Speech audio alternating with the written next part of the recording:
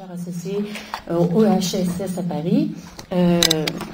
Joseph Tonda est l'auteur de nombreux articles et de 2 ouvrages majeurs, La guérison divine en Afrique centrale, édition Cartala en 2002, et Le souverain moderne, le corps du pouvoir en Afrique centrale. Je vous montre les livres parce que les livres, c'est corporel, ça existe. Donc, ça donne une idée parfois de les lire. Donc, la question qui nous préoccupe ici, la question des inégalités, traverse toute l'œuvre de Joseph Tonda. Il s'agit bien ici d'une œuvre sociologique majeure qui porte sur la violence de l'imaginaire du pouvoir postcolonial en Afrique centrale.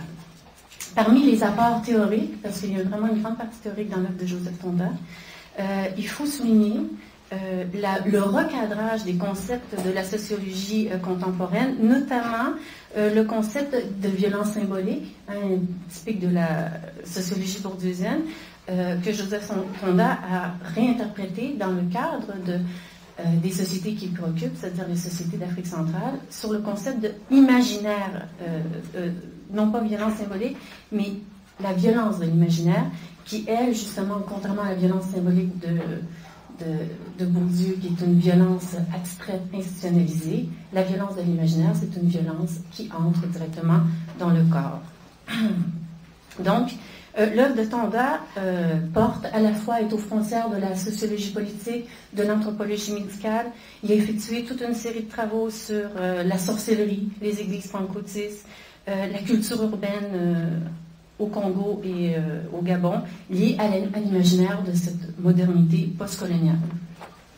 Loin d'être désincarné, l'œuvre sociologique de Tonda se nourrit d'une profonde connaissance du terrain et d'un style littéraire et d'une imagination sociologique qu'on retrouve rarement en sociologie. C'est vraiment aussi un écrivain. Sa présentation d'aujourd'hui s'intitule « Éblouissement et purification de l'homme en Afrique centrale ». Alors je le laisse vous éblouir.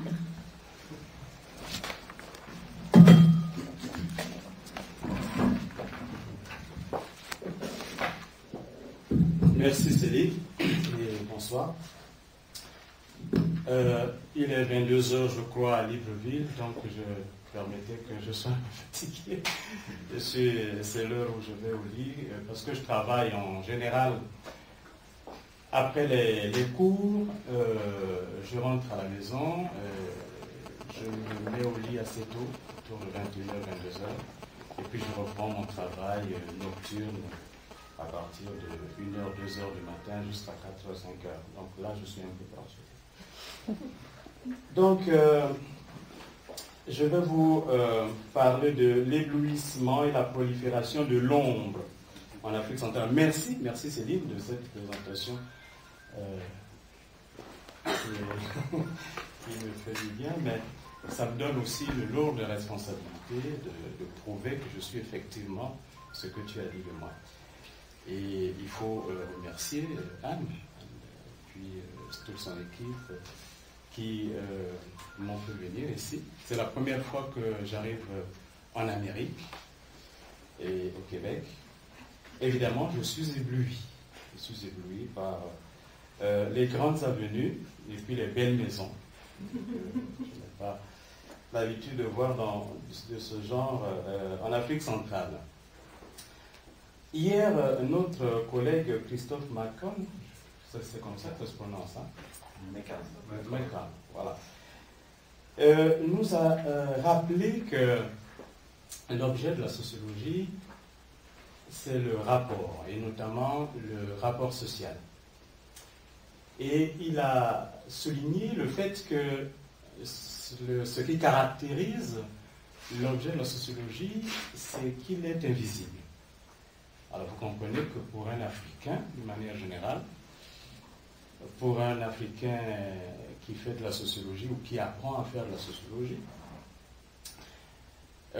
dire que l'objet de la sociologie c'est l'invisible, le rapport social et qu'il est invisible, ça résonne très fort dans ma tête. Et je pense que les jeunes qui sont ici, les Africains qui sont ici, ils devraient ressentir la même chose, dire que ils sont en sociologue, ils sont spécialistes de l'invisible. Alors ils font concurrence, bien entendu, aux devins, aux pasteurs, aux prophètes, qui sont des spécialistes de l'invisible en Afrique, des marabouts. Donc, on est des marabouts à notre manière. Le problème, c'est que l'épistémologie sociologique nous interdit de considérer cet invisible du rapport social comme étant l'équivalent exact de l'invisible dont s'occupe le marabout ou le prophète. Et Bourdieu et ses amis nous disent qu'il faut rompre avec le sens commun, il faut rompre avec ces visions du social. Et je ne sais pas s'il est facile à un sociologue africain de rompre avec cette autre manière de concevoir l'invisible. C'est pourquoi j'interroge depuis plusieurs années le contenu justement de l'objet de la sociologie en ce qui concerne des sociétés, comme dit, je crois que c'est Touraine qui dit que la sociologie ne pouvait pas naître dans une société qui n'avait pas rompu avec les garants métasociaux de l'ordre. Je peux me tromper dans la phrase, mais l'idée est là, que la sociologie ne pouvait naître que dans une société, on peut accepter le mot provisoirement, en voie de sécularisation, qui est en train de rompre avec les garants métasociaux de l'ordre, et que là, à ce moment-là, c'est l'acteur social, l'agent social, la classe sociale, c'est la société elle-même qui produit, qui explique ce qu'elle produit, etc., etc. Et que les corps et les esprits des individus ne sont pas sous emprise des esprits. Or, pour ce qui concerne les sociétés d'Afrique centrale, c'est-à-dire le Congo et le Gabon, cette emprise des esprits dans les corps reste très forte, même si ces sociétés sont en plein éclatement, en pleine déchirure, des déchirures violentes, puisqu'il s'agit de sociétés, comme vous le savez, qui sont soumises à des guerres, où les guerres, depuis quelques années, quelques décennies, dévastent ces sociétés.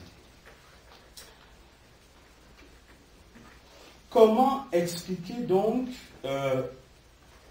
ce déchirement, cette déchirure de l'ordre social dans un contexte où, je veux dire, expliquer sociologiquement, cela dans un contexte où les corps des individus, leurs esprits sont sous emprise des esprits.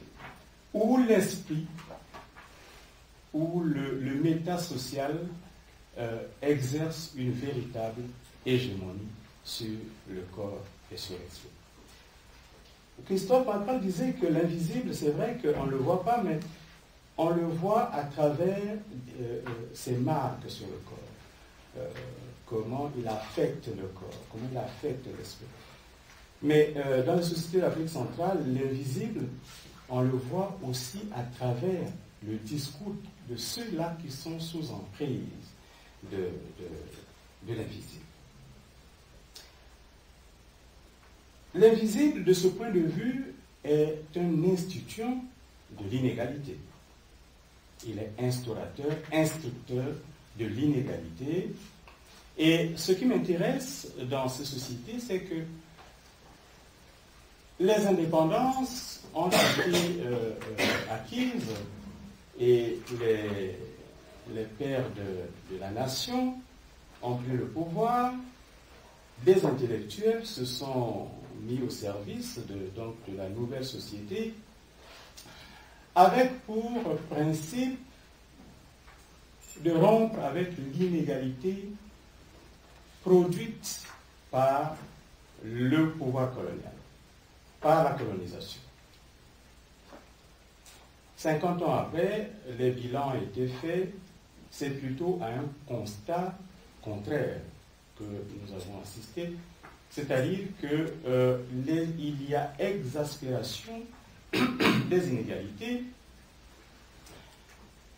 Tout se passe comme si la contre-hégémonie que voulait contre l'hégémonie coloniale que voulaient produire les intellectuels et les politiques post-coloniaux ne pouvaient pas en réalité réussir. Simplement, mais pas simplement, aussi simplement que cela, parce que justement le problème de l'hégémonie, qui est l'autre nom de l'éblouissement ici, après les beaux concepts, les très bons concepts que nous avons eus depuis hier, je vais jouer sur les métaphores. L'hégémonie, entrer, être dans l'hégémonie, et donc être ébloui par l'autre, le discours de l'autre, c'est difficile d'en sortir à partir du moment où on est dans une espèce de dialogique. On entre dans son discours, on valide en fait les éléments imposés par lui, introduits par lui. Et donc, cela se passait, par exemple, avec la conversion missionnaire. Les missionnaires ont imposé une dialogique avec les convertis. À partir du moment où on a accepté de discuter des cadres présentés par les missionnaires, il devient difficile d'en sortir, puisque les critères de validation de la norme, de la vérité, sont les critères imposés par l'autre. Et on y entre sans s'en rendre compte. Et c'est pour ça que je dis que la contre-hégémonie n'a pas marché. N'a pas marché. Et elle n'a pas marché parce que, justement, parce que j'appelle l'éblouissement. Avant de voir exactement ce que c'est que l'éblouissement, je vais revenir sur les grands sociologues et l'invisible.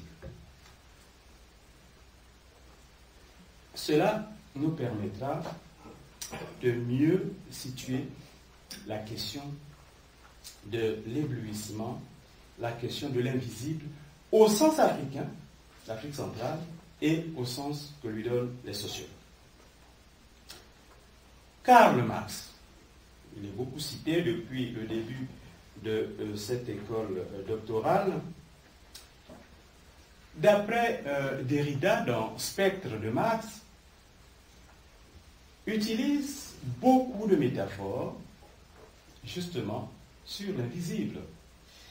Les vampires, les spectres, les esprits encombrent le discours scientifique de Marx. Il va même jusqu'à dire qu'au cœur même du système capitaliste, il y a la présence d'un invisible moteur. Le moteur, c'est l'invisible, c'est-à-dire le fétichisme. Ce mot qui a été inventé par le président Charles de Gaulle au XVIIIe siècle a donc été repris par beaucoup de grands penseurs de la société occidentale. Et ce qui était censé être la caractéristique des sociétés qui n'étaient pas civilisées a servi à penser le rapport social, c'est-à-dire l'invisible dans les sociétés développées ou civilisées. Max Weber, lui, ce qui l'a intéressé, c'est le charisme. Le charisme, défini par Max Weber, il le situe aussi quand il fait sa sociologie de la religion, et notamment dans le prophétisme. Il montre comment le charisme prophétique est à l'origine de la rationalité moderne. Car dans la conception weberienne de l'histoire des religions, le charisme occupe une position majeure liée au fait qu'il est la puissance régissant le monde indifférencié des origines, un monde donc où il s'attachait aussi bien aux humains qu'aux animaux, aux plantes qu'aux choses. Mais ce monde primitif, peuplé de charisme chez Weber, est exactement le même qui, chez Émile Durkheim, est fait de sacré ou de mana. Le plus important, cependant, chez Weber, avec le charisme, définie comme une qualité extra-quotidienne attachée à un homme, peu importe que cette qualité soit réelle, supposée ou prétendue, deviendra sous son incarnation prophétique le moteur du processus systématique de rationalisation. Et surtout de démagification, parce que c'est cela le véritable concept utilisé par Max Weber, de démagification. Démagification du monde, où il finira par être considéré par cet auteur comme la force devant conduire à la réalisation de la puissance mondiale de la nation allemande. Le régime allemand comportait, ça c'est Raymond Aron qui écrit, le régime allemand comportait un élément traditionnel, l'empereur, un élément bureaucratique, l'administration, il lui manquait l'élément charismatique. D'après donc Raymond Aron, ce qui manquait aux Allemands à l'époque où il écrivait Max Weber, c'était un chef charismatique élu au suffrage universel qui prend seul les grandes décisions, responsable devant sa conscience ou devant l'histoire. Max Weber suggère donc un long processus par lequel le charisme, cet invisible, du fait de la démagification, de la rationalisation progressive du monde opérée sous son action par le prophète, passe du monde des choses au monde des humains, dans lequel il doit servir désormais à la réalisation de la puissance politique, en l'occurrence celle de la nation allemande. Bourdieu, qui est héritier de Marx, de Weber et de Durkheim, lui-même il le dit pratiquement dans cet article absolument difficile, Genèse, structure du champ religieux, forge le concept de fétichisme politique qu'il définit de la manière suivante. Les mandataires et les ministres, au sens de ministre du culte ou de ministre de l'État, sont, selon la formule de Marx à propos du fétichisme, de ces produits de la tête de l'homme qui apparaissent comme doués d'une vie propre.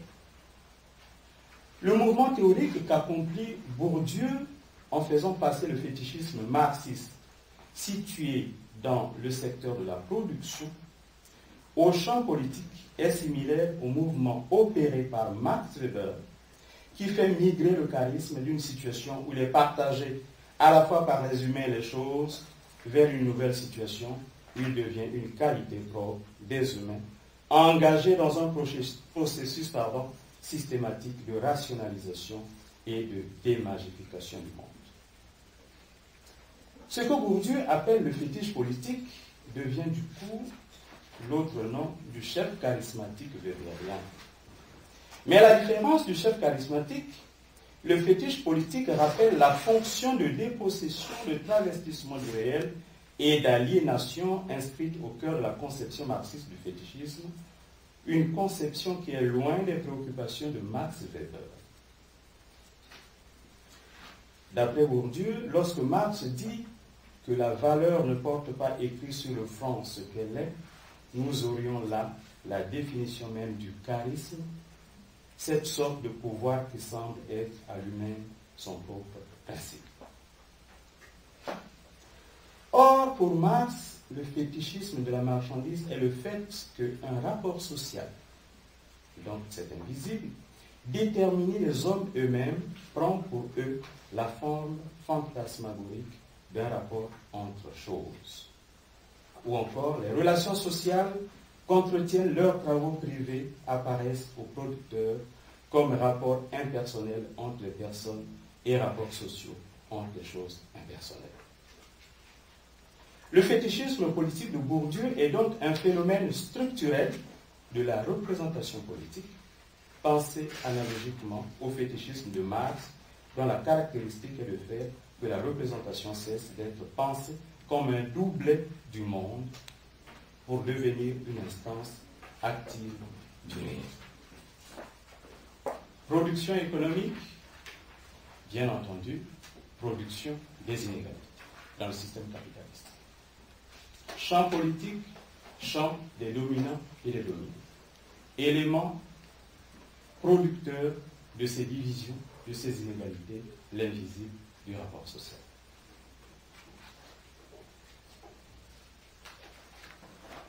Mais Weber, Marx, Durkheim ne croient pas aux esprits. Le sociologue africain, ils sont très peu nombreux. J'ai fait une enquête, j'ai discuté avec mes collègues que je rencontre souvent. Ils font comme les révolutionnaires congolais des années 60-70. Ils croient à la sorcellerie. Ils croient aux esprits. Alors, comment dans un tel contexte penser la sociologie? Comment penser la sociologie? Comment penser le fait social? Comment penser le rapport social objet de la sociologie?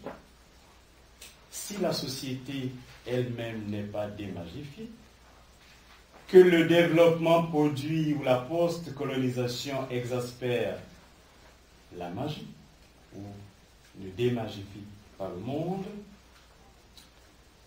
là est une question épistémologique majeure.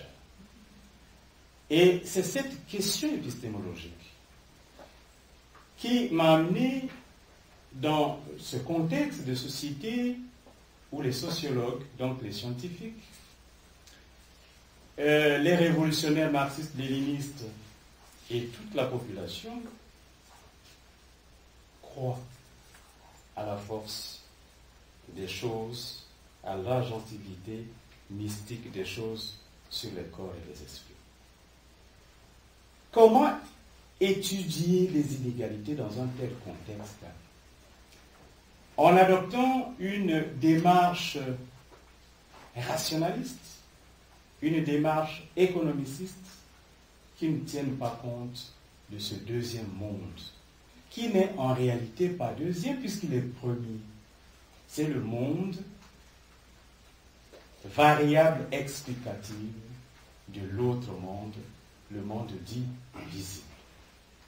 Voilà le problème épistémologique.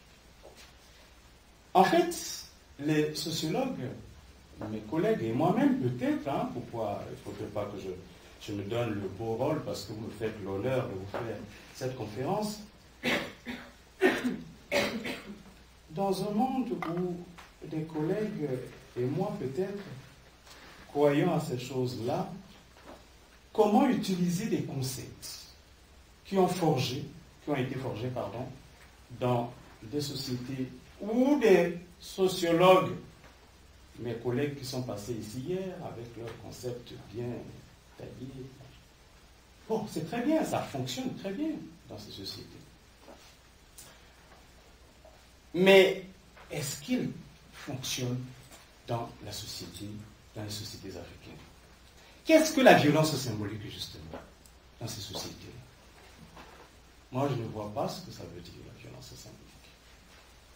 La violence symbolique dans une société où le régime dominant n'est pas la métaphore, mais la métonymie, me paraît extrêmement difficile à concevoir, à appliquer. C'est pourquoi j'ai forgé le concept de violence de l'imaginaire sur lequel je reviendrai.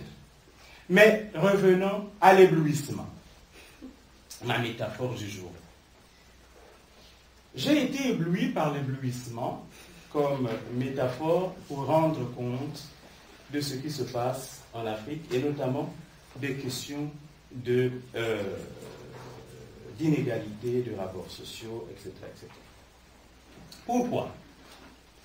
Éblouir dans les langues congolaises et gabonaises signifie tuer. Okoko qui est ici voudra bien me contredire si son grand frère ou son oncle se trompe.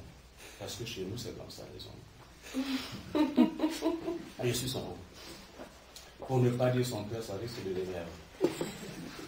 Donc, dans les langues bantoues d'Afrique centrale, le terme qui correspond au terme français éblouir signifie tuer les yeux. La lumière du soleil qui éblouit, comme celle d'une lampe torche, des phares d'un véhicule, tue les yeux. La notion d'éblouissement est donc ici liée à celle de tuer et au-delà à celle de mort. Mais il n'y a pas que ce genre de lumière qui tue. Les lumières du soleil, des phares ou d'une lampe torche tuent les yeux. Il y a d'autres sources d'éblouissement qui tuent non seulement les yeux, mais aussi les cœurs.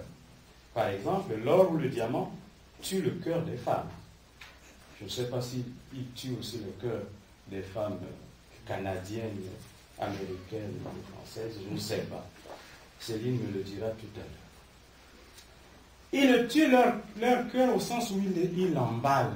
Il emballe le cœur, les fait sortir d'elle-même, et à ce moment-là, dans les langues d'Afrique centrale, on dit vraiment cet or, ce bijou l'a tué. C'est pas ça? Non, merci. C'est donc la brillance de ces choses qui produit cet effet en provoquant un changement d'état intérieur. La personne en est subjuguée, transportée peut-être, et peut dire, par exemple, si je n'ai pas ce bijou, je quitte cet homme. Le verbe tuer signifie ici séduire, fasciner, subjuguer. Éblouir de ce point de vue, c'est donc tuer par la séduction, la fascination, la subjugation que produit une source de lumière, lumière réelle ou lumière métaphorique. Et j'ai voulu savoir que signifie éblouir. Anne, pourquoi tu veux m'éblouir?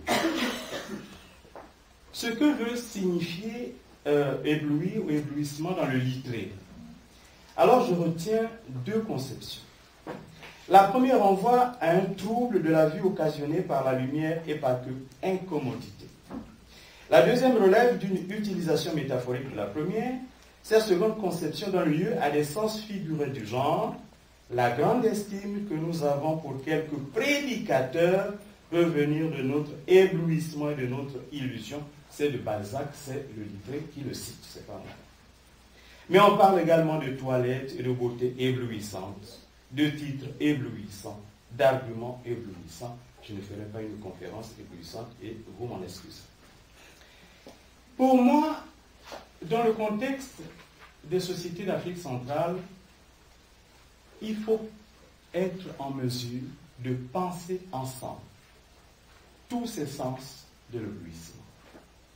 Puisque ces sociétés sont aussi des sociétés qui sont entrées dans l'hégémonie, donc dans l'éblouissement occidental.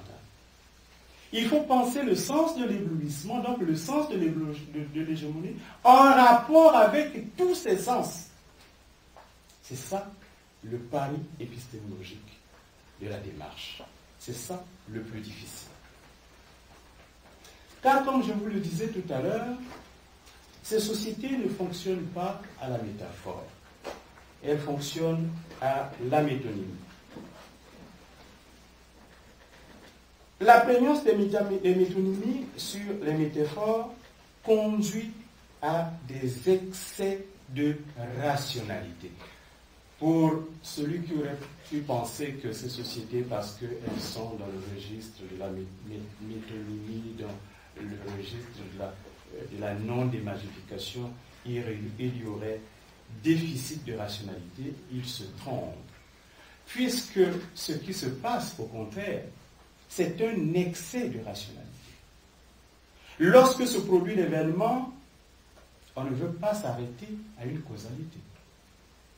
On cherche, on va le plus loin possible. Il y a excès de rationalité. On veut comprendre. Et on va le plus loin possible jusqu'à dépasser ce qui est censé être des lois naturelles. À ce moment, il n'y a pas de déficit de rationalité. Je dis qu'il y a excès de rationalité. Suzanne Sontag, la grande Suzanne Sontag, lorsqu'elle a écrit son ouvrage sur les métaphores, la maladie comme métaphore, elle a dit que la métaphore tue. Oui, c'est vrai, elle tue aussi dans les sociétés occidentales. Mais ce qui se passe en Afrique centrale, ce n'est pas la métaphore qui tue, c'est la métonymie. Lorsque la figure, le dessin, l'image du diable et le diable, on n'est plus dans le registre de la métaphore. Lorsque le diable, l'image du diable produit des effets physiques sur les individus, on n'est plus dans le registre de la métaphore, on est dans le registre de la métonymie. Lorsque, par exemple, une coépouse est accusée publiquement d'avoir volé dans le ventre de sa rivale le bébé, le fœtus qu'elle portait, on ne le dit pas de manière métaphorique. C'est la réalité. Et il y a des effets physiques réels qui s'ensuivent. Donc on n'est pas dans la métaphore. Excès de rationalité, rapport métonymique à la réalité, signifie que dans le corps humain, il peut y avoir des couteaux, il peut y avoir des serpents, il peut y avoir des aiguilles, il peut y avoir des clous. Toutes ces choses-là sont douées d'une agencivité, sont douées d'une subjectivité, d'une intentionnalité, et cela, personne ne le remet en cause.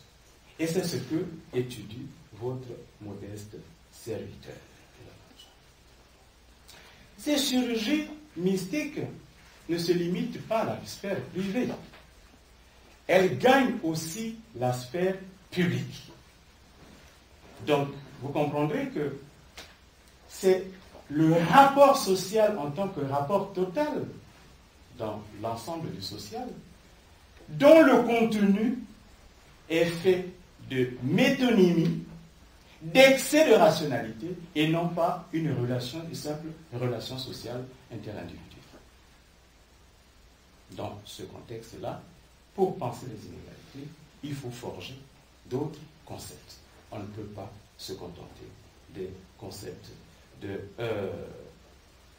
forgés par la sociologie, qui est née dans les sociétés où les garants métasociaux de l'ordre se sont relativement effondrés ou disparus.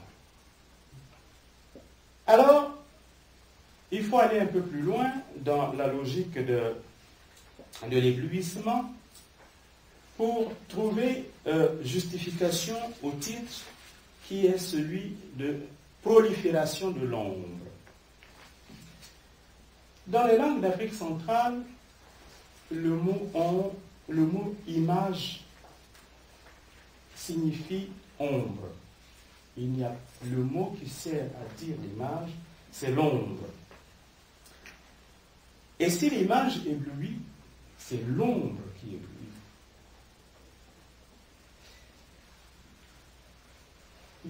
En Lingala, par exemple, au Koko, en Lingala, l'ombre, c'est Elili.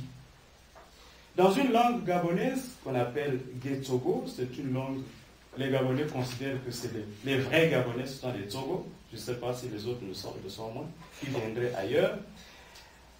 Dans cette langue, l'image c'est Gedina Dina.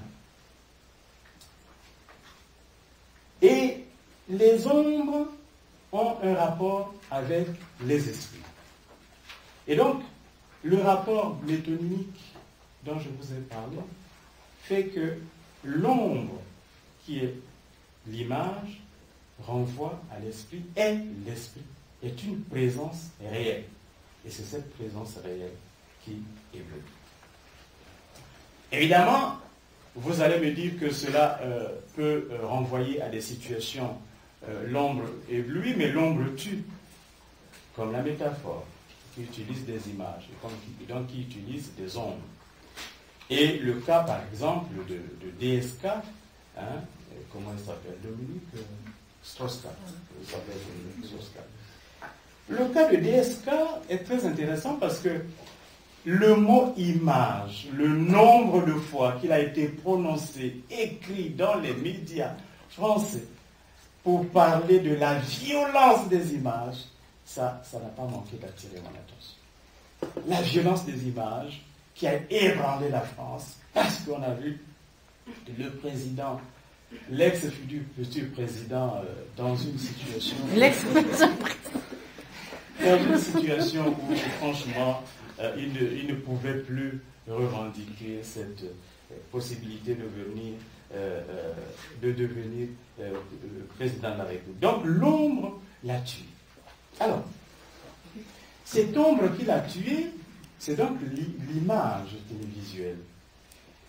Mais l'ombre qui l'a tué, c'est l'ombre de celle-là qui était physique. C'est-à-dire, comment elle s'appelle? Diallo. C'est l'ombre de Diallo. Alors, l'ombre de Diallo, DSK a disjoncté devant l'ombre de Diallo. Il faut essayer d'expliquer ce qui s'est passé, mais c'est une hypothèse qu'on peut avancer dans le cadre de la métaphore de l'éblouissement. On peut dire que DSK a été ébloui par quoi? Par l'ombre de Diallo. Donc par l'image de Diallo. Mais l'image de Diallo est une image saturée. C'est une image saturée, pourquoi? Parce que c'est une image d'une femme subalterne. Elle est plusieurs fois subalterne. Elle est noire, donc subalterne par définition. Elle est femme de ménage, donc elle est subalterne par définition. Elle est africaine, donc elle est subalterne par définition. Et quelles sont les ombres qui sont derrière cette ombre de la subalternité? C'est l'ombre de la sexualité débridée, construite par la colonisation, par le colonialisme. C'est l'ombre de la docilité, l'ombre de... C'est toutes ces ombres-là qui ont fait disjoncter l'ex-futur président de la France.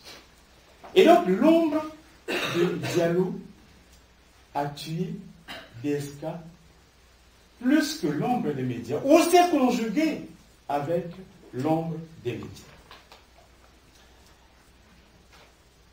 Diallo, son corps, dans mes conceptualisations, je l'appelle un corps sexe. Pourquoi j'appelle ce corps un corps sexe?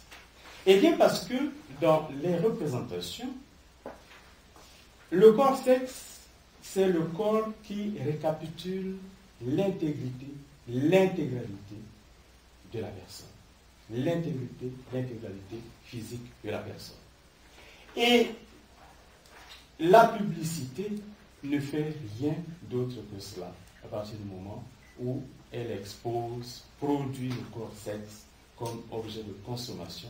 Lorsqu'on doit s'acheter une voiture, c'est le corps sexe d'une femme qu'on montre. Lorsqu'on doit s'acheter une bouteille d'eau, c'est le corps sexe d'une autre. Donc, la société occidentale se dispute cette vertu du cannibalisme d'anthropophagie avec les sociétés africaines. On peut au moins partager ça, hein? Le cannibalisme. Alors, quand l'ombre, l'image, devient le réel, se substitue au réel, alors le réel, c'est l'ombre. Et donc, il y a réduction, de mon point de vue, de la sphère du double. C'est le philosophe Clément Rosset qui parle de réel et son double. Je pense que ce qui se passe dans les sociétés africaines, dans toutes les sociétés d'Afrique centrale, et ce qu'on voit avec cette affaire de l'ombre et de l'image, au moins telle qu'elle a fonctionné dans l'affaire de DSK, c'est le fait qu'il y a réduction de la sphère du double. Le réel est plat. Il est proliférant. Il se multiplie à travers les images. Puisque l'image est première, c'est l'image qui est le réel. L'agentivité, la force, l'intentionnalité de l'image est telle qu'elle ébranle, elle tue. Donc c'est cela l'ombre. La prolifération de l'ombre, c'est la prolifération du réel, puisque le réel n'a plus son double. L'image n'est plus le double du réel, l'image est le réel. Donc, multiplie le réel, développe le réel de telle façon comme si c'était une cellule cancéreuse, une prolifération du réel. Et cette prolifération du réel, elle est très très marquante, elle est très forte en Afrique centrale. Je parle de Kinshasa, je parle de Brazzaville, je parle de Libreville. Je rappelle rapidement, il y a mon jeune collègue ce matin qui a fait un exposé il a présenté le Burkina Faso, il avait raison. Je vais rapidement vous parler, parce que quand on parle du Congo, on ne sait pas toujours de quoi on parle. Il y a deux Congos. L'ancien Congo, anciennement propriété privée du roi des Belges, Léopold II, qui va le céder à l'État belge avant qu'il ne devienne indépendant. Et la capitale à l'époque, c'était Léopoldville. Ensuite, Kinshasa, première république des républiques démocratiques du Congo. Mobutu arrive au pouvoir en 1965 et en 1971, il se proclame Dieu du Zaïre et donc crée le fleuve qui devient le Zaïre, crée la monnaie qui devient le Zaïre, crée le territoire qui devient le Zaïre, et les Zaïrois aussi sont une nouvelle identité qui se marque par l'apparence corporelle, puisqu'on leur demande de ne plus porter de cravate. Ils portent désormais l'abacoste, c'est-à-dire abat le costume, et les femmes n'ont plus le droit de se défrisser les cheveux. Toute une histoire que connaît parfaitement mon collègue Bob White, qui travaille sur le terrain de Kinshasa. Le Congo-Brazzaville, c'est autre chose. C'est un pays, ancienne colonie française, capitale Brazzaville, capitale de la France libre dans les années 40, où le général de Gaulle était passé par là, etc. etc. Donc c'est là-bas que moi j'ai grandi, c'est là-bas que j'ai connu l'expérience de la violence, c'est là-bas la violence guerrière, et ma pensée en a été profondément marquée.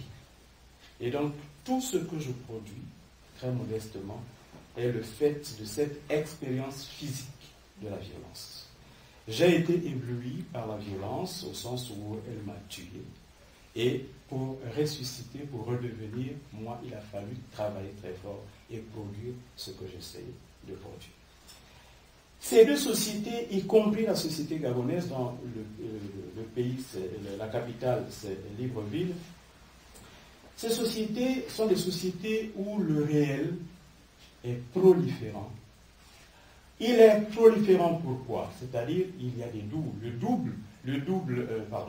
L'ombre est le réel. Et il se multiplie, il prolifère à tel point qu'il est le réel. Et ces visions ne sont pas des visions fantastiques, hallucinées de Tonda. Des gens très sérieux, des collègues, comme Philippe de Bouc, qui est un anthropologue quel est son pays? Le pays qui est à côté de la Belgique, c'est quoi? Pas l'Allemagne. La Hollande, qui est hollandais, merci. Donc, c'est quand même des gens qui voient des choses très claires, qui ont une rationalité qui n'est pas la mienne. D'autres, des Français comme Dominique Malaquet. Voilà ce que Dominique Malaquet écrit sur le Cameroun, New Bell. Elle rapporte le propos d'un artiste du quartier de Douala qui dit ceci: nous autres, à New Bell, nous nous imaginons toujours ailleurs. Ce n'est pas nécessairement que nous voulons partir, mais nous nous comportons comme si nous étions déjà partis. Les habitants d'une même rue semblent parfois ne pas se voir. Ce qui se passe autour d'eux ne paraît pas les toucher, car dans leur tête, ils ne sont pas là. Ils sont ailleurs, ils vivent comme dans un rêve. Ce fait d'être ailleurs, cela devient la chose qu'ils ont en commun. Tout semble accéléré. Les enfants ont déjà quitté la maison, ils sont déjà ailleurs. Le père, la mère sont déjà âgés. Tout le rythme naturel de la vie, du grandir, de la mort, du départ et du retour, est télescopé, réduit à une seule note que tous dansent. C'est une façon de vivre partout et nulle part.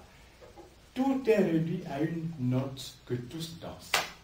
Tout le réel, il n'y a plus de double, puisque tout est suspendu. Les gens ne sont pas où ils sont censés être, ils sont ailleurs, ils sont suspendus. Et donc, la réalité, leur véritable réel, c'est ailleurs où ils sont. Mais quand quelqu'un dit cela, que ce n'est pas une invention d'un sociologue déluré, il faut prendre ça très au sérieux. Philippe de Bouc fait la même constatation en ce qui concerne Kinshasa. Et je n'insiste pas sur les belles descriptions qu'il fait, mais je voudrais simplement dire qu'il en arrive à la conclusion que Kinshasa, en fait, les gens à Kinshasa vivent en fait dans une hétérotopie. Le réel, c'est une multiplication des hétérotopies, c'est-à-dire ces lieux autres. Alors, si le réel des habitants est fait par une multiplication d'hétérotopies, alors ces gens sont toujours ailleurs. Ils vivent ailleurs qu'ils sont. Alors, il me reste le corps, mais le corps est suspendu. Le corps est dans cet espace-là. Mais ce que dit Philippe Debout, qui est très très fort, toujours en s'appuyant sur Foucault, c'est que, au fond, ce qui se produit à Kinshasa, c'est que la véritable hétérotopie, c'est le langage. Et c'est ce qu'il appelle l'architecture du verbe. Kinshasa, la vie à Kinshasa, tient à partir d'une architecture. Vous voyez la métaphore de l'architecture, Marx, infrastructure, superstructure. Mais ici, l'architecture est le verbe. Et c'est ça qui tient les gens ensemble. C'est ça qui fait vivre les gens ensemble. Le réel, c'est donc le double. Donc, c'est-à-dire les mots, c'est l'ombre, c'est l'image. Ces gens d'Afrique centrale sont des gens qui aiment se spectaculariser. Donc, qui aiment les images. La spectacularisation renvoie ici à un auteur que vous connaissez, qui est de Guy Debord, qui a écrit La Société du spectacle, mais ce n'était pas la Société d'Afrique centrale. Et il considère que les sociétés modernes sont des sociétés qui connaissent une immense accumulation de spectacles. Et vous savez que les spectacles éblouissent. Cette accumulation, souligne-t-il, est en définitive celle d'images, et écoutez la suite, détachées de chaque aspect de la vie et qui sont fusionnées dans un cours commun où l'unité de cette vie ne peut plus être rétablie. Des aspects de la vie qui sont détachés et qui constituent un cours commun et qui font la société du spectacle, donc les images, donc des ombres. Alors, pour un sociologue d'Afrique centrale, cette façon de voir les choses, qui est conceptuelle, qui n'est pas métaphorique, parce que c'est moi qui fais les métaphores, mais renvoie à des choses très très inquiétantes, mais renvoie à ce qu'on appelle au Gabon le vampirisme, c'est-à-dire tous ces gens qui pompent les images, qui volent les ombres des autres, et qui constituent tout un monde qui est le monde réel avec les images, avec les ombres des autres. Et Guy Debord, en sociologue cette fois-ci, a dit que le spectacle n'est pas un ensemble d'images, mais un rapport social entre les personnes médiatisées par des images. C'est-à-dire, vous l'avez compris, par des ombres. C'est ça, la société d'Afrique centrale. Les ombres sont en fait le lieu du rapport social. Les ombres sont le rapport social. Le contenu du rapport social, c'est l'ombre en Afrique centrale. Et cette ombre, dans tous les sens, je vous ai dit, il ne faut exclure aucun sens du mot ombre pour penser cette société, pour définir le contenu du rapport social en Afrique centrale. Et donc, c'est ce rapport social qui éblouit par la spectacularisation,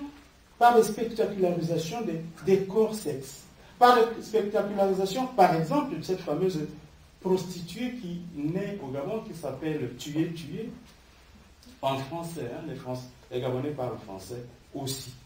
Et donc, naît en 2004-2005, surgit dans le paysage social gabonais, un genre de femme qui s'appelle des Tué, et qui porte des DVD dos et ventre dehors. Tuer, vous voyez bien que ça renvoie à 2 fois le suffixe de prostituée. Mais tuer, ça renvoie aussi à celui qui a été tué et qui est mort 2 fois. Qui a été tué 2 fois. Et la spécialité de ces femmes, de ces jeunes femmes qui portent des DVD, des dos et ventre dehors, le ventre dehors, le dos dehors, et qui circulent dans les avenues, c'est de pratiquer une sexualité extrêmement périlleuse du fait de l'existence du sida. Elles exposent leur corps au sida et elles exposent aussi leurs clients au sida, puisque elles exposent leur corps au sida moyennant quoi? L'argent, c'est-à-dire cette chose qui éblouit et qui produit l'inégalité. Cette inégalité même qui les a mises dans cette condition. Et donc, elles exposent le corps de ceux qui ont l'argent, peut-être qui ont déjà le sida, ou qui ne l'ont pas, à cette maladie et donc à cette mort. Voilà comment le réel est là, se multiplie, se démultiplie à travers les ombres. Tuer 2 fois, c'est la présence multipliée par je ne sais pas combien de la mort. Pour aller un peu plus vite, ces femmes qui éblouissent donc par leur corps et qui tuent parce qu'elles sont mortes 2 fois, ne sont pas les seules à subjuguer, à séduire et à gagner de l'argent en contrepartie. Il y a aussi des éblouissements que d'autres personnages, par exemple, vous avez vu comment le président, vous n'avez pas vu, pardon, je pensais qu'on était en France parce que c'était en direct. Le président gabonais est mort en juin 2009 et j'ai rarement vu une telle spectacularisation de l'homme mort, du corps mort. Ça a été très spectacularisé, très spectacularisé. Ici, ce qui s'est passé au Gabon, pour aller vite, cette spectacularisation, je vous ai dit au début que l'éblouissement, la spectacularisation, tout cela relevait du même registre, le registre donc de l'hégémonie. C'est le fait même que cette spectacularisation du président Bongo va en fait créer, recréer, consolider l'hégémonie du pouvoir Bongo. Et il fallait voir ce qui s'est passé pour le croire. Cette spectacularisation, cet éblouissement par le corps mort, il s'est passé aussi, il est aussi très présent au Congo-Brazzaville avec la construction d'un mausolée, le mausolée Brazza. Brazza, c'est l'explorateur qui a donné le territoire du Congo-Brazzaville à la France. Ce monsieur qui meurt en 1905, qui sera enterré à Alger, toute sa famille sera enterrée avec lui. Voilà qu'en pleine période post-coloniale, dans un Congo qui s'est dit révolutionnaire pendant une trentaine d'années, la France et le Congo vont tout faire pour rapatrier les restes de toute la famille Brazza à Brazzaville pour construire un grand mausolée avec une statue géante de Brazza, une statue absolument éblouissante. Mais comment les Congolais, eux, ils voient l'homme de la rue, voient cette statue, voient ce mausolée? Eh bien, pour eux, c'est la présence de la mort post-coloniale.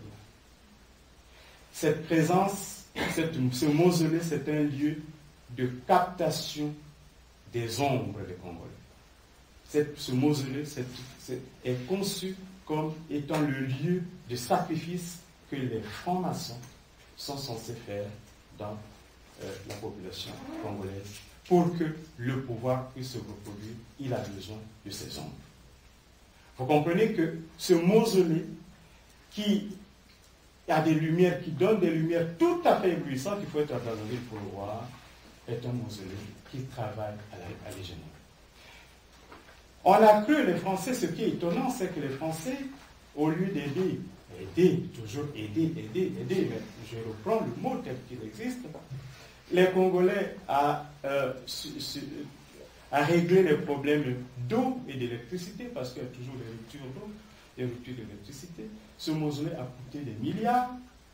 Et voilà que les Français qui vont, avec les Congolais, construire ce mausolée, c'est ramener le colonisateur à Brazzaville, voient dans ce mausolée le meilleur moyen de ressouder la société qui a été déchirée par la guerre. Mais ils ne prennent pas en conscience, en compte le fait que de la perception de ce mausolée par la population qui le voit comme le lieu où, par l'éblouissement qu'il produit sur eux, les produits comme ces insectes qui perdent la tête parce qu'ils tournent autour d'une lumière, et ainsi de suite, et ainsi capter leur puissance.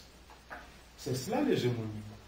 Nous savons ici à faire un mausolée, non pas post-colonial, mais pro-colonial. Ce qui veut dire qu'on n'est pas sorti de l'hégémonie de la colonisation. On n'est pas sorti de la subjugation, on n'est pas sorti de la séduction, on n'est pas sorti de la force de la colonisation. Voilà où je voulais en venir avec cet éblouissement et cette prolifération des ombres. Et pour conclure, je voudrais vous dire que le concept que j'ai, la notion, pour être modeste, que j'ai proposé il y a quelques années pour expliquer tous ces mécanismes de l'hégémonie qui s'accompagnent de la force, qui s'accompagnent de la mort, qui dit la mort par les ombres, c'est le concept de souverain moderne. Mais il y en a eu d'autres, la déparentalisation, la violence de l'imaginaire, le corps sexe, je vous l'ai dit. Juste un mot pour terminer, pour dire que la meilleure ombre, la meilleure image pour expliquer, pour illustrer ce qu'est le souverain moderne, c'est cette femme qui s'appelle Mami Wata. Mami Wata, c'est une déformation de Mami Water, la mère des eaux, c'est-à-dire de la sirène. Alors cette femme, elle est très présente, et Bogumil Jesuiki, j'ai du mal à prononcer son nom, Jesuiki, Bogumil, qui est canadien, je crois. Il est à Laval. Voilà, d'accord, à Laval. Il a écrit un livre qui s'appelle, dans le titre, c'est Mami Wata. Et cette femme, la caractéristique de cette femme, c'est d'être une femme qui ne produit pas, qui ne suscite pas le désir sexuel. C'est une femme pourvoyeuse de marchandises. C'est une femme qui vous donne le pouvoir. C'est une femme qui vous prend comme son homme, à condition que vous n'ayez plus d'autres femmes, à condition que vous restez à son entière disposition. Vous voyez ce que ça veut dire dans la configuration sociale africaine, une femme qui vous prend pour elle, et quand vous allez mourir, vous devenez son esclave. Vous voyez ce que c'est le souverain moderne, c'est Mami Wata, je vous remercie.